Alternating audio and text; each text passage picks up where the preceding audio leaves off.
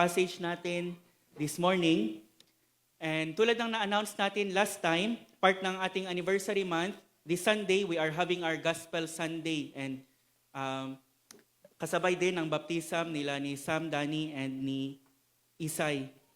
Next week we will resume our series on the book of Ephesians, but today we will focus on the Gospel. We try to include the Gospel in every message every Sunday, but this Sunday is a Sunday in which we will have a special focus on the Gospel.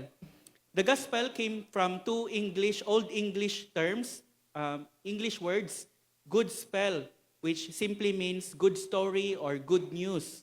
Good spell. In this world na puno ng mga bad news, meron tayong good news. What is it? It is the good news that a sinner, no matter how bad, can be saved by faith in Jesus Christ alone. Through the life, death, and resurrection of Jesus Christ, a sinner who looks to Him, who believes in Him, even if he or she is the worst of sinners, can be fully, totally, and eternally saved. We will look at the gospel once again through our passage na part ng passage na binasa kanina ni Gideon from John chapter 3, but we will only look at verses 14 to 16. Marami ang familiar na sa John 3:16. It is the most memorized verse. It is the most translated verse in the whole world, the most translated sentence in the whole world into many other languages. And so marami na ang familiar sa John 3:16, but many are not familiar sa mga verses na sinundan nito. And so we will look at those verses because John 3:16 was not given in isolation. It was given in context. And so let's look at the context. John chapter 3 verses 14 to 16. John chapter 3 verses 14 to 16. I had it sa screen natin so that we can read together. Let's read John chapter 3 verses 14 to 16. Ready, go. And as Moses lifted up the serpent in the wilderness, even so must the Son of Man be lifted up, that whoever believeth in him should not perish, but have eternal life. For God so loved the world that he gave his only Son, that whoever believes in him should not perish, but have eternal life. Let's pray. Lord, we pray that you would open the truths of this passage before us this morning. And as you do, we pray that you will also open our hearts to receive your word. In your name, Lord Jesus, we pray. Amen. If i-compare ko si Muhammad sa isang ahas, ang mga Muslims na makakarinig sa akin will probably kill me for blasphemy. It would be a great insult sa kanilang great and revered na prophet. The same would be true if I said that of any other religious leader. And so it sounds like blasphemy to say that Jesus Christ is like a snake, he is like a serpent, except for the fact that it was Jesus Christ himself who made that comparison. Isa ito sa pinaka-shocking but at the same time, amazing na comparison na ginawa ni Jesus Christ sa kanyang sarili. Jesus drew a story from the Old Testament about a snake that was raised in the wilderness. At sabi ni Jesus, that snake is a picture of me and the work of salvation that I accomplished on the cross. I myself was raised just like that snake. The Old Testament points us to the Lord Jesus Christ. Hindi lang ang New Testament but as well as the Old Testament. In fact, sabi ni Jesus Christ sa mga Jews sa kanyang time, if you believed Moses, you would believe me for he wrote about me.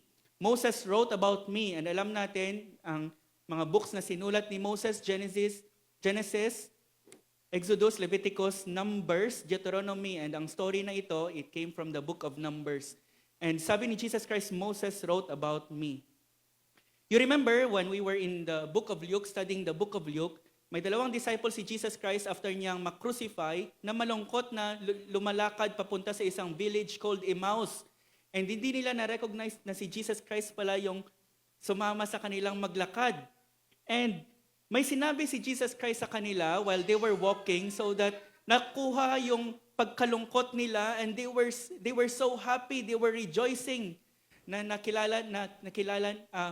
later on nung nakilala nila si Jesus Christ, sabi nila, did not our hearts burn within us while He talked with us by the way? Anong ginawa ni Jesus Christ sa kanila?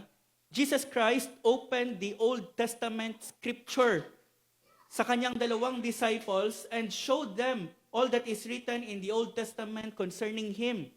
Sabi ni Luke, and beginning with Moses and all the prophets, He interpreted to them in all the scriptures the things concerning Himself.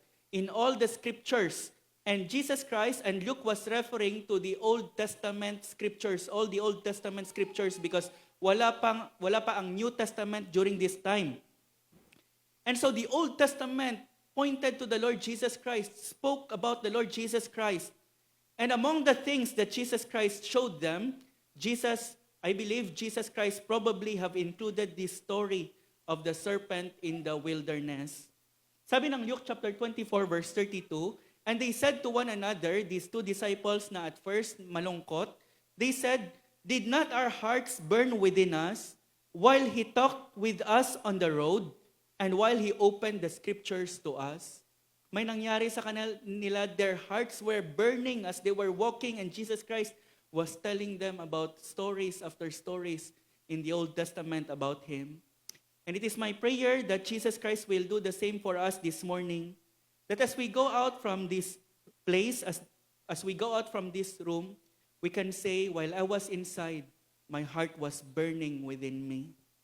Jesus Christ is in every book of the Old Testament. Nakita natin yan in our Old Testament survey sa ating Sunday school. Jesus Christ is in every book in the Old Testament. In fact, sa Sunday school natin in Zechariah, makikita natin very clearly ang kanyang first and second coming prophesied. Sabi ni C.H. Spurgeon, don't you know that from every town and every village and every hamlet in England, wherever it may be, there is a road to London? So from every text in Scripture, there is a road toward the great metropolis, Christ. And my dear brother, your business is, when you get to a text to say, now what is the road to Christ? Where is the road leading to Christ from this passage? Of course, hindi naman si Jesus Christ nasa every verse ng scripture, pero if you take the Old Testament, you can see Him in the Old Testament scriptures. There is a road that leads to Him. Pero sa dami ng mga stories sa Old Testament, kasi 3/4 ng Bible are stories. Sa dami ng mga stories sa Old Testament, it is surprising that Jesus Christ picked this story para i-describe ang kanyang sarili at ang kanyang ginawang work of salvation. In picking up this story, Jesus is giving a hint as to the manner of death in which He will die. Like the serpent in the wilderness, siya din ay He would be raised on a cross. He will be raised on a pole. He will be raised on a cruel cross. This passage is part ng conversation ni Jesus Christ kay Nicodemus. Nicodemus was a leader of the Jews and he came to Jesus Christ under the cover of night. He says in verse 2 that Jesus Christ is a teacher who came from God. Pero Jesus Christ bluntly responds in verse 3, wala nang paligoy-ligoy si Jesus Christ, sinabihan niya ang isang religious leader na ito, si Nicodemus, unless one is born again, he cannot enter the kingdom of God. Nicodemus, with all your religiosity, you cannot enter the kingdom of God. At the end of Jesus Christ's interview with Nicodemus, Jesus answers Nicodemus' question sa verse 9. How can these things be or how can these things happen? Nasabi na ni Jesus na ang new birth is the supernatural work of the Holy Spirit, but you would know that the Spirit has worked new birth in the life of a person because may mga effects, may mga makikita kang just like the wind. Dinidescribe ng Panginoon ang Spirit as the wind. Alam mo na may wind kahit hindi mo makikita kasi gumagalaw, may mga effects kang makikita. In the same way, sa testimonies na narinig natin kanina, may mga effects. Before, wala namang desire sa Bible, wala namang hunger sa Panginoon, wala namang pake sa about the things of God. But later on, because of the new birth, may mga effects tayong makikita. The new birth is the supernatural work of the Spirit, but you would know that the new birth has happened because a person the life of a person would have effects na makikita mo. And one of the effects is the person would look to Jesus Christ like that serpent in the wilderness. Sinabi ni Jesus Christ kay Nicodemus in John chapter 3 verse 14, "As Moses lifted up the serpent in the wilderness, even so must the Son of Man be lifted up." At ito, isa sa mga effects ng new birth, so that whoever believes in Him will have eternal life. Ang passage natin is about having salvation. Not perishing, the Bible implies na those who do not believe in Christ will perish eternally in hell. And this passage tells us how a person can escape, can be rescued from that destiny. This passage tells us about salvation. This passage tells us about how a person can be saved and have eternal life. And the first thing that I want us to see from our passage is the picture of salvation. The picture of salvation. Verse 14, "As Moses lifted up the serpent in the wilderness, even so must the Son of Man be lifted up, so that whoever believes in Him will have eternal life." Ang background ng mga verses na ito is found in Numbers chapter 21, verses 4 to 9. Israel is from Sinai, galing sila sa Egypt, and they are going to the promised land. And dadaan sila sa land ng mga Edomites. Edom was the descendant of Esau, the brother of Jacob. Pero instead na padaanin sila kasi relatives lang naman sila ng kanilang forefather na si Esau, ng mga Edomites, hindi sila pinadaan. They were denied permission to cross the land on their way to Canaan. Pero ang Panginoon, He told Moses not to fight against Edom kasi magkapatid lang ang forefather nila. So instead na didiretso lang sana sila from Edom, didiretso lang sana sila, they have to go down, umikot sila, and they have to make a long, difficult journey around the land of Edom going to Canaan, to the promised land. At this point, naging impatient ang mga Israelites. They had seen victory over some Canaanite nations before. And why couldn't they march through Edom and kill the Edomites who opposed them? Bakit sila dapat dumaan sa wilderness? Bakit pa sila paiikutin ng Panginoon? So habang inikutan nila ang land of Edom, nagmaktol sila, they grumbled against God and against Moses. Sabi nila, "Why have you brought us up out of Egypt to die in the wilderness? For there is no food and no water, and we loathe this miserable food." Sabi nila, bakit mo kami dinala dito? And ang good intention ng Panginoon sa kanila was to bring them to a land that is flowing with milk and honey. Pero they misjudged the Lord. Sabi nila, para lang ba dahil gusto mong mamatay kami dito? And sabi nila, we loathe this food, this miserable food. Ang Panginoon nagfi-feed sa kanila every day ng manna, every day. And the book of Psalms calls manna as the bread of as angels' food, the bread of angels. Pero dahil sa pagkabagot nila, they despised God and His gracious provision of manna, and He's taking care of them in the wilderness all the years since they came out of Egypt. Dahil dyan, God punished them. God punished them. Nagpadala ang Panginoon ng mga fiery serpents among the people as a form of His judgment, as a form of His punishment to their grumbling, so that many died. Ang grumbling, it is one of the sins that we call respectable sins, but it caused many people to die in the wilderness because of that sin. This time, the people acknowledged their sin. They came to Moses, and they said to Moses, "Moses, Pag-pray mo kami sa Panginoon, please pray for us so that hindi kami mauubos. Ask God for a remedy, for a cure. At isa-isa silang namamatay, kailangan nila ng tulong or else mamatay silang lahat. And God in His mercy, that despite of the people deserving His judgment, He told Moses to make a bronze serpent. Sabi niya, make a bronze serpent and put it on a pole. Ang bronze usually in the Bible, it symbolizes judgment. The altar is made of bronze, that is where the blood is sprinkled, the blood of the sacrifice. Lahat ng nakagat ng ahas, sabi ng Panginoon kay Moses, ay mabubuhay on one condition and one condition only, if they would look to that bronze serpent that you will be making. And Jesus would say, that's me. That is what Jesus Christ would say. That is a picture of me. That is a picture of salvation. Jesus took that strange story at in-apply niya sa kanyang sarili as a picture of Himself. Sabi ni Jesus Christ kay Nicodemus, just as all those who were bitten only look to the serpent and live, so those who will look to the lifted Son of Man will also live, eternally live.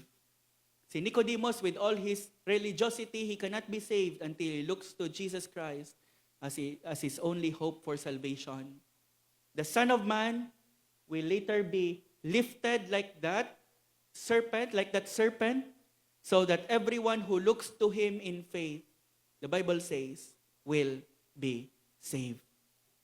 Just by looking at the serpent, those who were dying lived.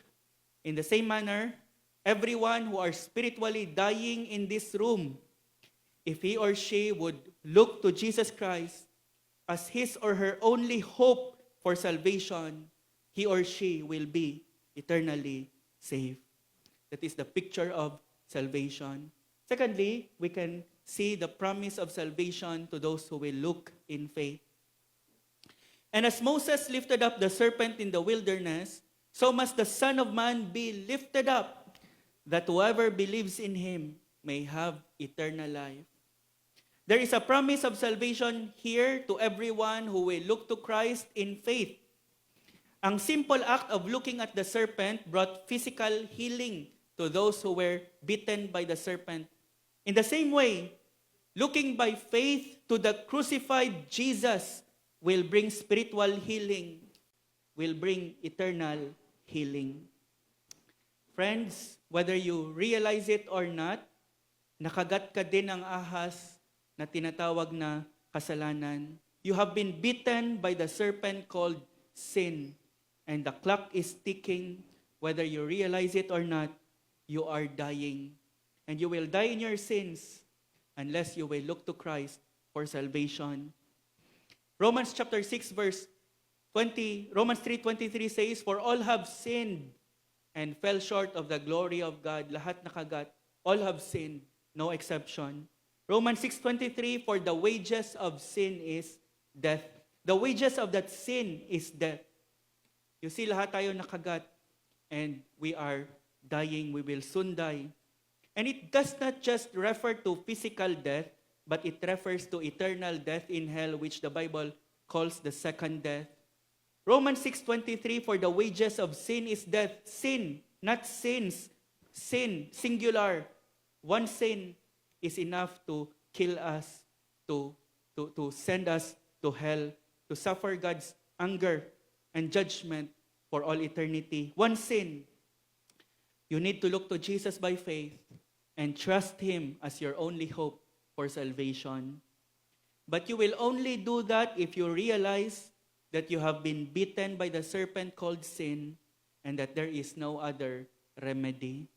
A person will never seek remedy unless he becomes aware that he has been bitten by the serpent. Have you realized that you have been bitten by the serpent called sin? And you will soon die and end up in hell for all eternity unless you look to the cure. Unless a person realizes that, he will never look to Jesus for salvation. Unless ma-realize niya na nakagat siya, unless ma-realize niya na wala ng ibang cure, he will never look to Jesus for salvation. Tulad ng mga taong nag-grumble sa wilderness, you have been bitten by the serpent, and you are dying and will suffer the wrath of God for all eternity if you would not look to Jesus by faith. Pero ang promise ng Panginoon is, if you look to Jesus as your only hope, just as the people look to the serpent, you will be saved. You will not perish. You will have eternal life. You will be healed, forever healed. Or in the words of verse 15 and verse 16, you will have eternal life. You will have eternal life. The picture of salvation, the promise of salvation, and thirdly, the provision of salvation.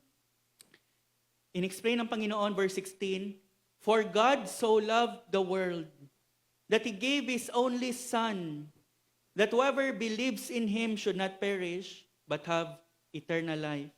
Inulit ni Jesus ang provision of salvation. Hindi lang tayo pinadalhan ng Panginoon ng bronze na ahas. Pinadala niya mismo, hindi siya nagpadala ng kung anong remedy for our sin, because there is no other remedy. He sent us, He gave us, He provided us His only begotten Son as the only remedy for our sin. Praise God, He graciously provided the remedy, or we will all be dead in hell for all eternity. Ang mga nakagat ng ahas sa wilderness could not do anything to save themselves. They were dropping one by one. They were dying one by one. God had to provide a way for them to be healed, or they will all die, all of them. And God provided a strange remedy para sa kanila. Sabi ng Panginoon kay Moses, make a bronze snake, put it on a pole, and whoever looks at it will live. That is a strange remedy, don't you think? They were not told to make a human remedy because there is no human remedy for the snake bite. Hindi sila sinabihan ng Panginoon, kumuha kayo ng ganitong halaman, dikdikin ninyo, and itong panlagay nyo sa kagat, sa mga sugat ninyo. Gumawa kayo ng concoction, hindi nagsabi ang Panginoon sa kanila ng ganyan because there is no human remedy for that snake bite. In the same way, there is no human remedy for sin. Nothing but death awaits every sinner unless God would provide the remedy. And praise God, just as He did in the wilderness, He graciously provided the remedy for us. He provided the way of salvation for us who had been bitten by the serpent. He sent His only Son to be like that snake, lifted up in the wilderness, lifted up in Calvary, in order for us to be saved. If, and only if, we will look to Him in faith. Note several things about the remedy of the snake and how it compares sa cross ni Jesus Christ. The first that we can see is that the bronze serpent on the pole was a supernatural remedy. It was a supernatural remedy. It came from God Himself. It did not come from Moses. It came from God Himself. The cross, at the same time, is God's remedy. It is a supernatural remedy. It did not come from the world's brilliant minds, the world's brilliant philosophers, or mga religious geniuses. It came from God, who devised a plan of salvation before the foundation of the world for sinners like you and me. For God so loved the world that He gave His only Son. He gave His only Son. No mind could invent the cross as the means for salvation. It is a supernatural remedy. It came from God. He is a supernatural remedy for our sins. The bronze serpent on the pole was a supernatural remedy. Secondly, it was also a simple remedy. The bronze serpent on the cross. It was a very simple remedy. Hindi na nila kailangan ng manual para tumingin sa serpent. Hindi na kailangan kumuha sila ng mga courses para tumingin sa serpent. All they had to do was to look and live. It was a simple remedy. In the same way, all you need to do is believe in Jesus as the one who paid the penalty for your sin, and you will have eternal life. What is more simple than that? What is simpler than that? Hindi mo kailangang lumuhod sa mga basag na salamin para maligtas. Hindi mo kailangang sugatan ang sarili mo para maligtas. All you need to do is to believe in Jesus. All you need to do is to look and live. To look to Him as your only Savior, as your only hope, as your only Lord, as your only treasure. You look to Jesus and you live. It was a simple remedy. Thirdly, the bronze serpent on the pole was a sufficient remedy. It was a sufficient remedy. Hindi na kailangan ng dagdagan pa ng kung ano. All a person needs to do is to look, and that person is immediately healed. Hindi nagsabi si Moses, look at the snake, tas umuwi ka, kuha ka ng gamot, or go to this person, and do this or do that. In the same way, the cross of Christ is sufficient for the salvation of the worst of sinners. All a sinner needs to do is to look to Him in faith. You do not have to add up anything to Christ. Not your good works or religion. There is nothing for you to do except to look unto Him in faith, and He will save you. That's what the thief on the cross did. Yan ang ginawa ng magnanakaw sa cross. If it's not a sufficient remedy, si Jesus Christ hanging on the cross, the thief on the cross would not have been saved. If kailangan pa siyang mag-join ng church, ng GCBC, kailangan pa siyang magpabaptize, or kailangan pa siyang gumawa ng kung ano-ano, he would not have been saved. But the thief on the cross did not simply look to Jesus Christ.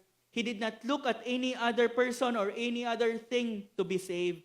He only looked to Christ, and looked to Christ only, and said, Lord Jesus, remember me when you come into your kingdom.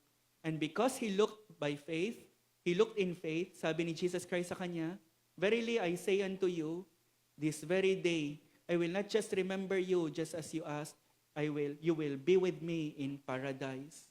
You will be with me in paradise. Probably hindi naka-church, hindi nakapabaptize, hindi naka-pray all his life, puro kamalian ang nagawa. But he looked to Christ, beaten by that serpent called sin, just like you and me. He looked to Christ, and Jesus Christ assured him, there and then, you will be with me in paradise. This is the beauty of the gospel. Jesus is a sufficient remedy to all who will look to Him. Sa binanggit kanina na verse ni Isai, for by grace you have been saved. Past tense. My D, have been saved. Can you say that this morning? By grace I am saved. For by grace you have been saved. Not through works, through faith. By looking to Christ. By looking to the crucified Christ. And that not of yourselves. It is the gift of God. Wala ka nang idagdag, not of works. Because if my works, you can boast in heaven for all eternity so that no one can boast. If you only boast, you boast on the cross of Christ. Sabi ni Paul sa kay Titus in Titus chapter 3 verse 5, not by works of righteousness which we have done, but according to His mercy, He saved us. Again, past tense, He saved us. Not by works of righteousness. Wala nang need na idagdag. You simply need to believe and put your faith in Christ. That is what John chapter 3 verse 15 says, whoever believes in Him may have eternal life. Ang looking to that serpent is parallel with believing on Christ, because believing is as simple as looking to Christ and saying, Lord, you are my only hope. I have no hope of being saved at all. If you cannot save me, if I cannot be saved by your cross, I have no other hope of being saved at all. Save me. That's what believing is. Baka ma-miss ni Nicodemus, baka ma-miss natin ang connection ng serpent at ni Jesus. Inulit pa ni Jesus Christ, not just in verse 15, but in verse 16. Whoever believes in Him should not perish but have eternal life. Only believe, only look to Christ and be saved. Whoever believes, no matter who he is or what he has done, no matter how great a sinner he is or how long, whoever, this is offered to everyone. Kung sino man ang nakagat ng serpent, kahit sino pa siya, as long as he looked to that bronze serpent, he was healed. And Jesus Christ is offering salvation to everyone. Whoever believes will not perish, but have everlasting life. Not just with your mind, believing because lahat naman parang naniniwala kay Jesus Christ, but believing in your heart that Jesus Christ is the only hope for you, you will find that Jesus is a sufficient remedy if you truly believe. All throughout the Bible, from the Old Testament to the New Testament, the only condition given for a person to be saved is to believe in Jesus Christ, to look to the crucified Christ, to the Christ who was raised on the cross, and be saved. Sa Acts chapter 16 verses 30 to 31, nagtanong ang Philippian jailer sa kay Apostle Paul at sa kay Silas. Then he brought them out and said, galing sila sa kulungan, si Paul and si Silas, and the Lord sent an earthquake and nakalabas supernaturally, miraculously si Paul and si Silas. And the Philippian jailer trembled before Paul and Silas and said, Sirs, what must I do to be saved? And they said, believe in the Lord Jesus, and you will be saved, you and your household. Friends, Jesus is a sufficient remedy for yourself and for all your household. When Jesus Christ died, one of his last words were, it is finished. It is finished, meaning a sufficient remedy has been provided for everyone who will look to him for salvation. You need not add anything or anyone to the Lord Jesus Christ. It is a destructive addition to add anything to Christ. Believe in Jesus Christ, and he will take care of your life. He will change you. He will transform you so that you will live a life that is wholly pleasing to him. But that comes after believing in him as your only Savior and Lord. The bronze serpent on the pole was a sufficient remedy. Fourthly, the bronze serpent on the pole was also a sure remedy. It was a sure remedy. Everyone who looked to the serpent was cured on the spot. Nobody there ever looked and died. It was a perfect, sure cure for everyone who looked that bronze serpent. Kahit na nagkukonvulsyon na, kahit na last na nila na hininga ang natira sa kanila, as soon as they looked, they lived. As soon as they looked, they lived. No one who looked at the bronze serpent that day was only 99.999% healed. Everyone who looked on that bronze serpent was 100% healed. In the same way, if you look to Jesus as God's provision for your snake bite called sin, you will be 100% saved. By grace, you have been saved, sabi ni Apostle Paul. Not 99.999% saved, you will be 100% saved. I will just share a few applications from our passage. And probably the main application, if you have not done it yet, is to look to Jesus. This is the main application. Don't miss it. That is the connection. Believe in him. Look to him in faith. The people only looked at the serpent and lived. In the same way, if you look to Jesus, looking to Jesus is synonymous with believing in him. You will live forever. You will forever live. Look to Jesus. But look to Jesus as what? We will answer that question as an application. Look to Jesus as what? Number one, look to Jesus as your cursed substitute. Do not look to Jesus as someone who can make you rich, someone who can make you healthy, wealthy, and prosperous. Many look to Jesus like that, but it's no use. It's no good looking to Jesus like that. Look to Jesus as your cursed substitute. Ano ang kumagat sa mga tao doon sa wilderness? Serpent. The serpent was God's curse sent to the people. It was a form of his judgment. Ano ang pinagawa ni Moses na remedy? Nagpagawa ang Panginoon, hindi leon or ano bang pwedeng kumagat sa serpent. Nagpagawa ang Panginoon ng same, ang remedy is the same as the one that beat them. Serpent. Ang remedy is a picture of the curse or the judgment or a picture of the punishment given to them. And ito ang shocking. The snake was evil. The snakes were killing people. The snake on the pole is a picture of God's curse. It was a picture of God's judgment, a picture of God's punishment for the people. So it was with Jesus. Jesus was accursed in our place, the Bible says. Jesus bore the judgment of God in our place. He bore the judgment of God for us. Galatians 3:13 says, Galatians 3:13 says, Christ redeemed us from the curse of the law how? By becoming a curse for us. Just as it is written, cursed is every man who hangs on a tree. Jesus became a curse for us. God cursed him when he hung on the cross, when he hung on the tree. The curse that should have been for us in hell for all eternity, Jesus Christ bore it. Jesus Christ on the cross became the picture of the punishment, just like the serpent, the bronze serpent. Sabi ni Apostle Paul in 2 Corinthians 5:21, for our sake, God made him who knew no sin to be sin for us. You see that? For our sake, God made him to be sin, who knew no sin, so that in him we might become the righteousness of God. That we can see here a glorious exchange, our sin for his righteousness. When Jesus Christ hung on the cross, God made him as though he was a sinner like you and me, the worst sinner, the worst of sinners, and he judged the Lord. He cursed. The curse of God fell on him.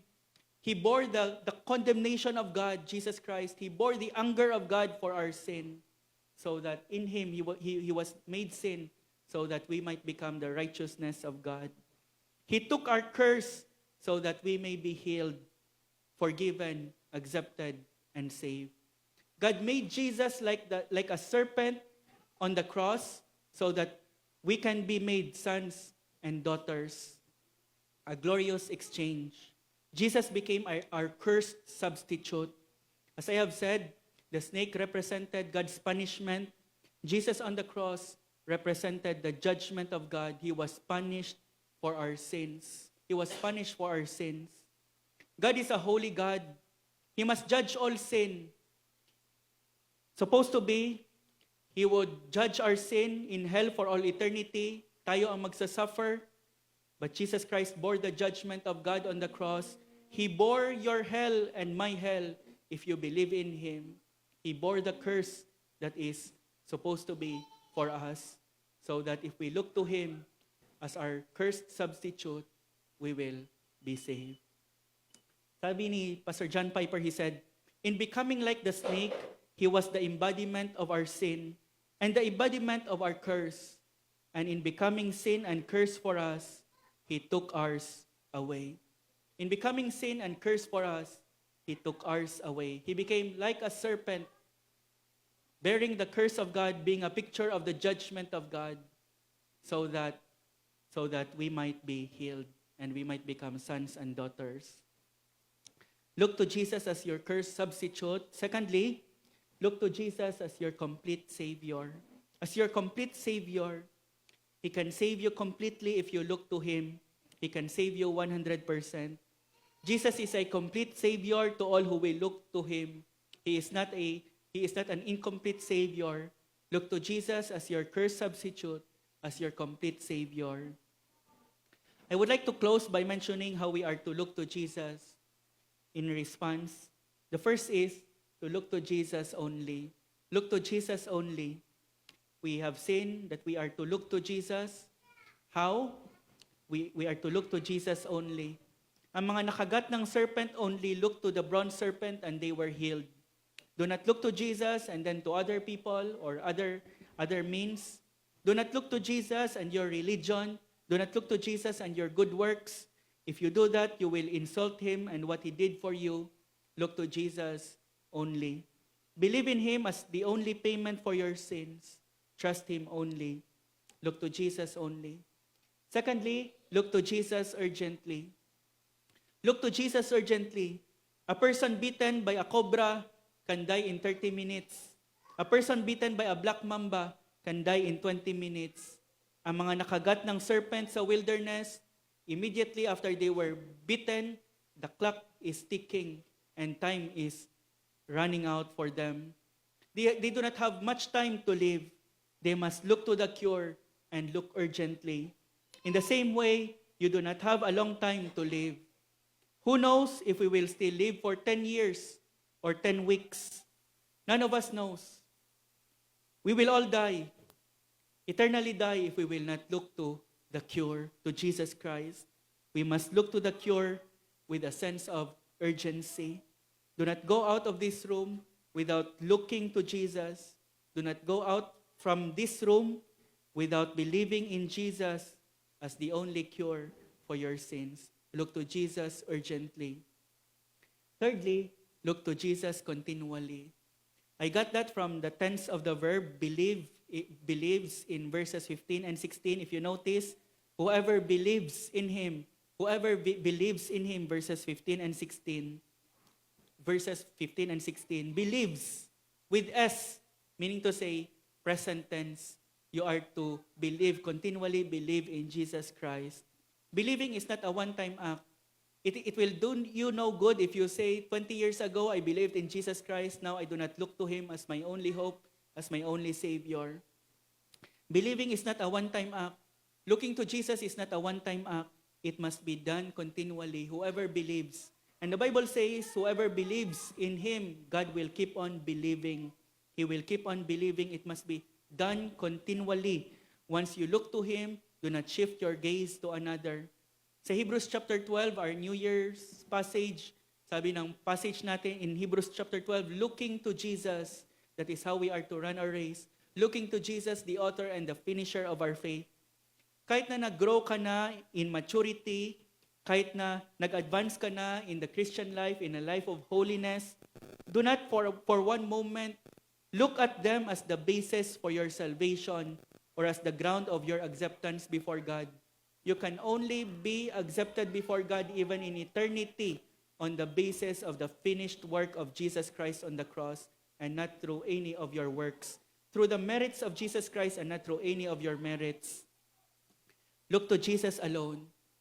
There is a temptation for Christians who had grown in the faith, who had grown mature, na nag-grow na sa kanilang obedience sa Panginoon, to look to their obedience as the ground of their acceptance before God. My dear brother or sister, do not do that. Continually look to Jesus. Come to Jesus as you are invited every day to his throne of grace. Come only through the Lord Jesus Christ. The ground of your acceptance is Jesus Christ alone. Look to Jesus only. Look to Jesus continually. Look to Jesus urgently. Look to Jesus continually. Say to him, Lord, kahit gaano ako ka-holy, I will never be acceptable apart from Christ. And so I look to him alone. Look to him continually. Even our tears of repentance must be washed by the blood of the Lamb. As one Puritan has said, look to Jesus continually. Before I close, I want to ask the question, have you looked to Jesus already? Have you looked to Jesus already? As the only hope of for your salvation, as your only hope, as your only Savior, as your only Lord, as your only treasure, are you looking to him right now? Are you looking to him? Do you believe that he alone can save you? Do you believe that you have no other hope for salvation except the crucified Savior, the Savior raised on the cross? Whoever looked at the serpent lived. In the same way, whoever believes in Jesus has eternal life. One time, si Rhea, sa classroom niya, nung nagtiteach pa siya, she keeps on pressing this point, na believe lang, you need to believe in Jesus, not with your mind, but with your heart, not just with your mind, but with your heart. At may isang student siya na nagsabi sa kanya, Ma'am, believe lang talaga.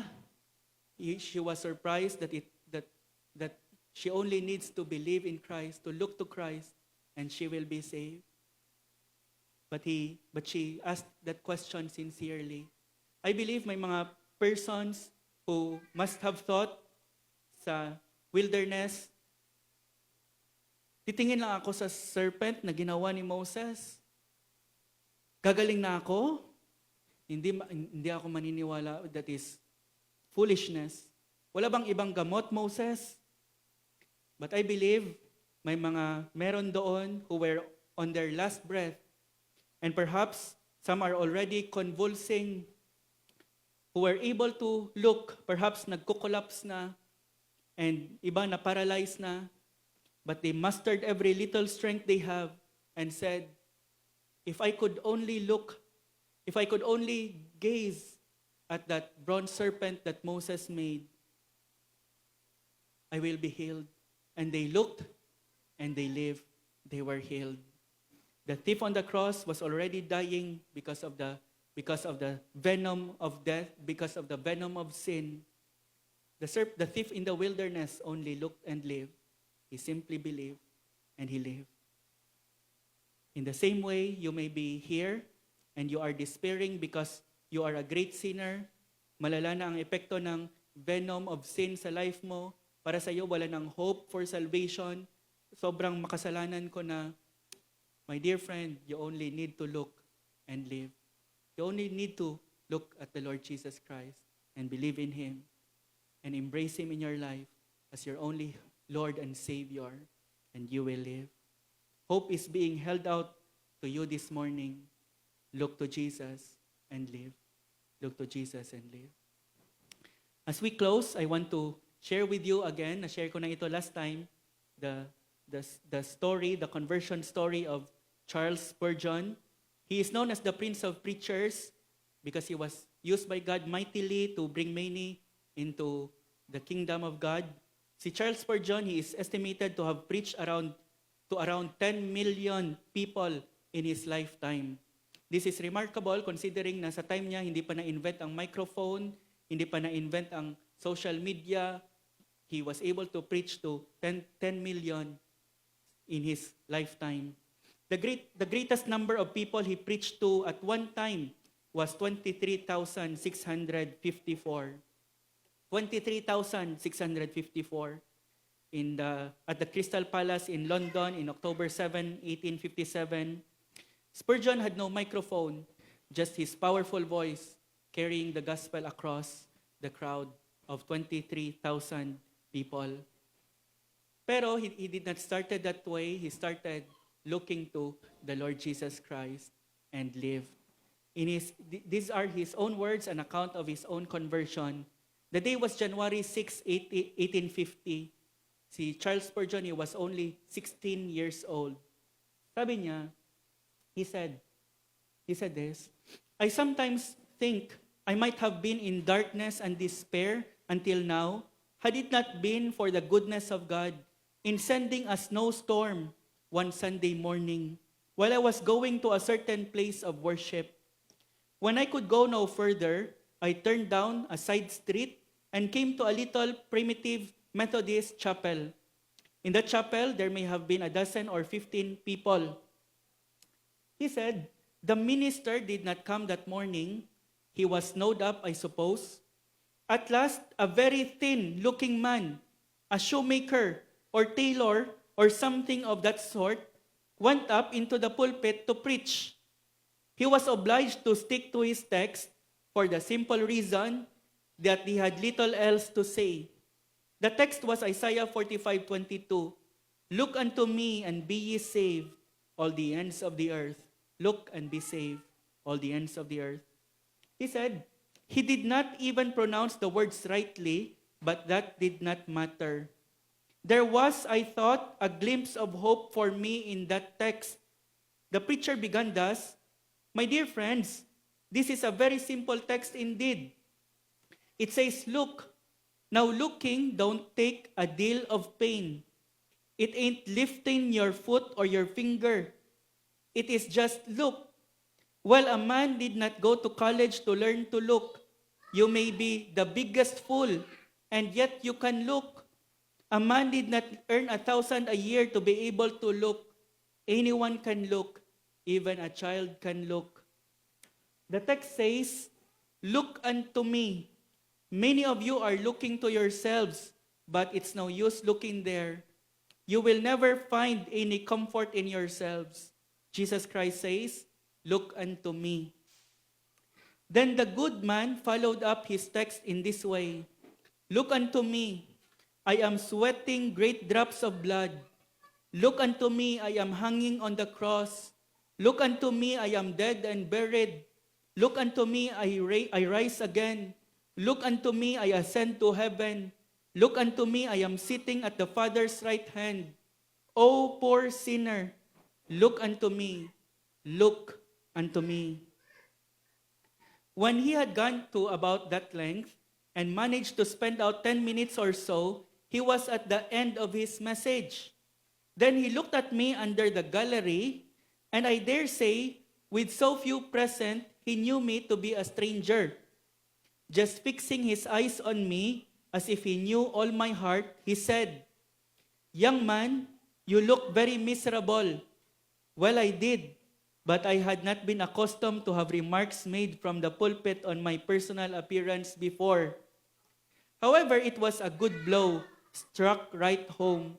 He continued, "And you always will be miserable, miserable in life and miserable in death, if you don't obey my text. But if you obey now, this moment, you will be saved."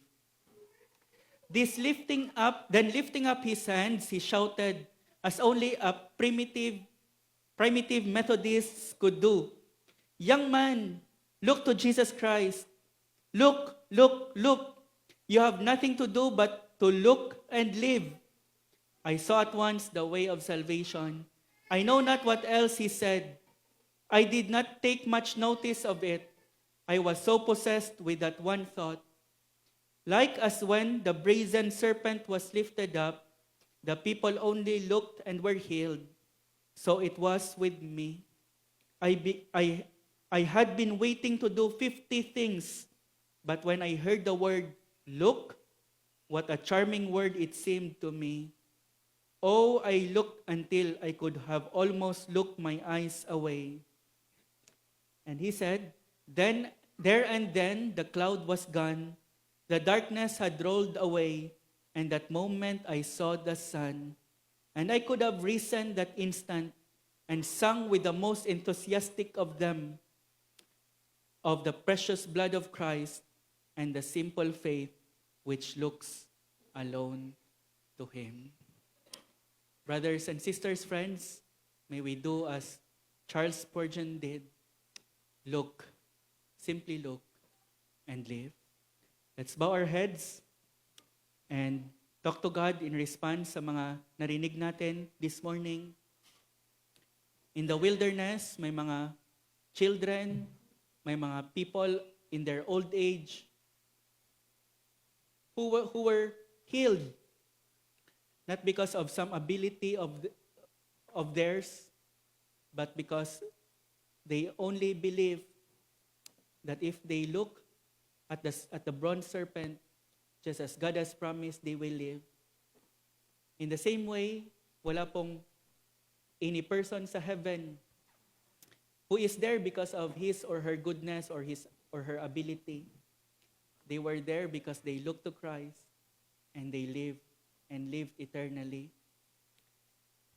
Friends, if you are here, you have not yet looked to Christ, you are looking at other things, other people, and many other things for your salvation, may it be that you would look to Christ this morning and say, "Lord, you are my only hope. Lord Jesus, I had been looking at other people, other things. I am right now looking to you alone. Save me." You only need to look and live. Who knows but that God has brought you here this morning so that you will be able to look at the Lord Jesus Christ raised on his cross as the only payment for your sin and as the only hope for your salvation. May you look and live. If you are here this morning and you have looked to Christ before, continue looking to him as the source of your salvation and as the source of your peace and eternal joy. You can find that in no other. You can never find that anywhere else, but only in Jesus. Lord, we thank you for the provision of salvation for us sinners, the Lord Jesus Christ, so that by looking at him in faith, we will not perish, but have eternal life. We will be healed of our spiritual sickness, and we will not die eternally, but live with you forever. Lord, help each one to look to Christ. Maybe for the first time or for the 100th time, help each one of us to look to Jesus Christ alone. In Jesus' name we pray. Amen.